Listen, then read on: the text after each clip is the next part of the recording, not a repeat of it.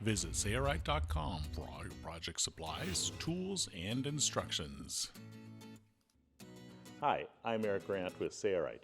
In this video, we're going to show you how to use the HandyPress double cap rivet die sets. These are multiple die sets that'll set double cap rivets, and we're going to be showing you how to use these die sets in the HandyPress tool.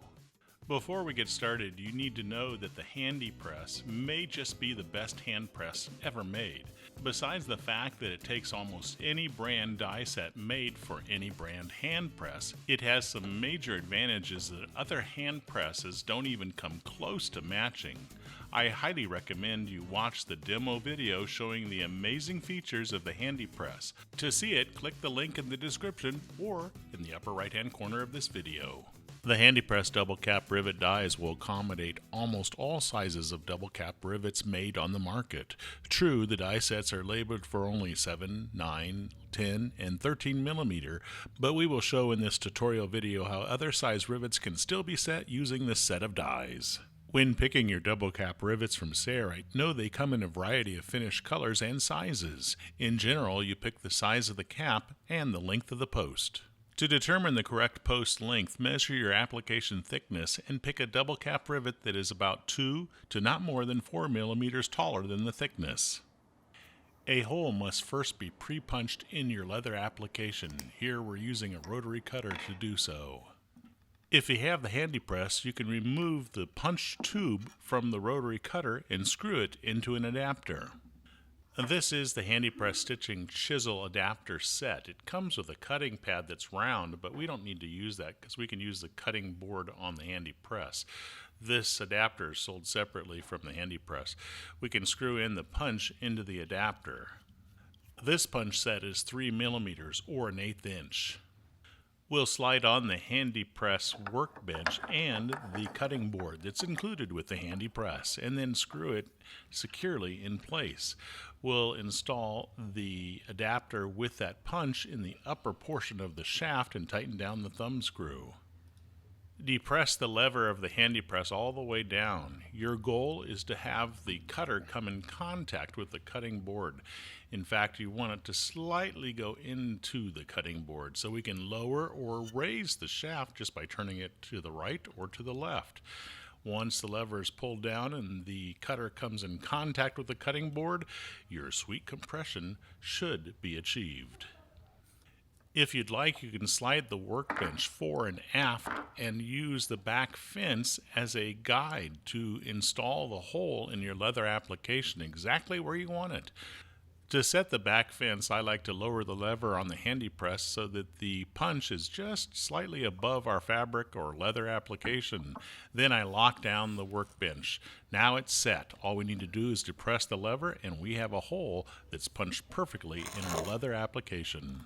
It is super easy to pull the lever down to punch holes in leather applications, whether it be one thickness or multiple thicknesses of leather. Just simply position your leather and pull the lever, and you've got that sweet compression for perfect hole punching power.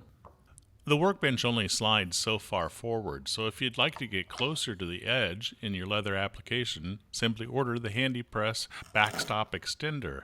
Now you can get super close to the edge of your leather or fabric assembly. There is one negative to using this punch in the HandyPress with the HandyPress stitching chisel adapter set, and that is after you're punching several holes, the punch and the adapter get full of the leather scraps, and there is no port at the top to allow those to escape. The side port holes are too small for most thick leather applications, so it's difficult to push them through the side port. Unscrew the punch from the adapter and you look inside and you can see all that leather scrap. The only way to clean it out is with an awl, since there is no exiting port. Good news, Sailrite is designing a brand new adapter for these punches. It's coming soon. It's now time to install our double cap rivet. We'll measure the thickness of the single layer of leather, and we'll get a rivet that is 2 millimeters to not more than 4 millimeters higher than the thickness of the leather. For this application, we're going to use a 9 millimeter post length and a 9 millimeter cap. It's a little bit on the long side, but it should work.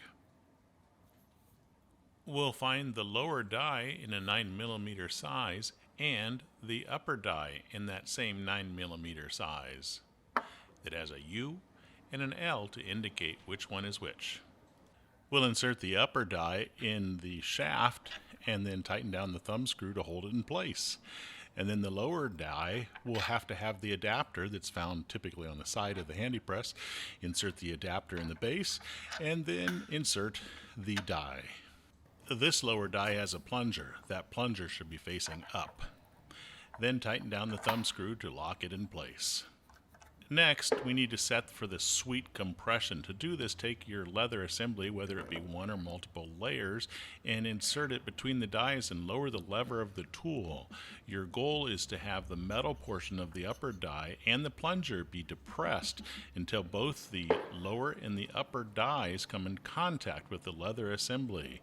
Once that is achieved, right here, your sweet compression is achieved, and the lever should be horizontal or slightly downward. We'll insert the male portion of the rivet into the lower die's plunger.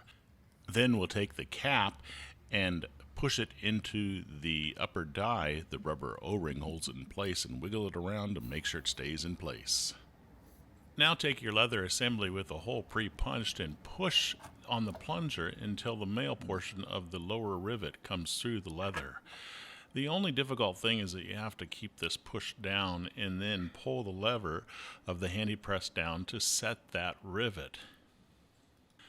This is the way the manufacturer made this lower die with a plunger so that you can operate it like this. But I do believe there's a simpler way. Now what I like to do is insert the male portion of the rivet through the leather, the hole that you pre-punched, and then snap the cap on top, and it will make a snapping noise. There you go. Now we take this over to those same dies, and it's easy to install, and I don't have to push down on that plunger manually. Just to press the lever of the HandyPress, and your double cap rivet is installed beautifully. This is a 2-layer assembly which equals 6.3 millimeters in thickness. So we're going to use the 10 millimeter length post here with a 13 millimeter cap. This is the larger of the double cap rivets. The post diameter on these rivets is much wider. It's 3.5 millimeters. So we're going to use a 4 millimeter punch, which is 5/32 inch, which will make it much easier to push our rivet through this thick leather assembly. So let's punch a hole that is 4 millimeters wide. Because we have a larger hole, it's much easier to push the male portion of the 13 millimeter cap rivets through our leather assembly. Now we'll take the 13 millimeter cap, or some people refer to it as a button, and push it onto the male portion until it snaps. We need to change out the 9 millimeter dies for the 13 millimeter dies, and they do look different. They don't have a plunger, which I actually like a lot. This is the lower die, no plunger, and this is the upper die. It does have that rubber O-ring. We're going to insert the dies as we discussed earlier in our HandyPress tool.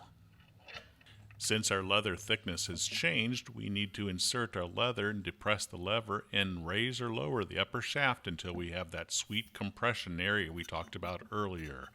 Now we're ready to set this rivet. All you need to do is position the cap, the upper cap and the lower cap over the dies, depress the lever of the HandyPress, and your double cap rivet with the 13 millimeter caps are now installed. Looks beautiful, and it's very difficult to pull apart. If you'd like more compression or less compression, you can do it by rotating the shaft. We're going to increase the tension just slightly here by rotating it to the left, and make sure that that rivet is set firmly in our leather assembly. This is the 6 millimeter cap. There's no die for it, so what do? We choose the die that's closest to it, which is a 7 millimeter. Notice if we insert the cap in the upper die, the rubber O-ring will not hold it in place. That's no problem. Why is that?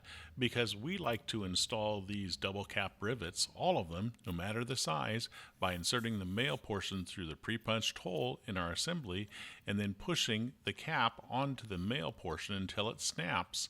We then replace the upper and lower dies with the size that's closest to the size that's an oddball, for this a number 6 with a number 7. We set the sweep compression by using our leather thickness. Once we have the sweep compression, we just place the double cap rivet on top of the lower die and depress the lever, and your rivet is still installed beautifully, even with the wrong size dies. Nice.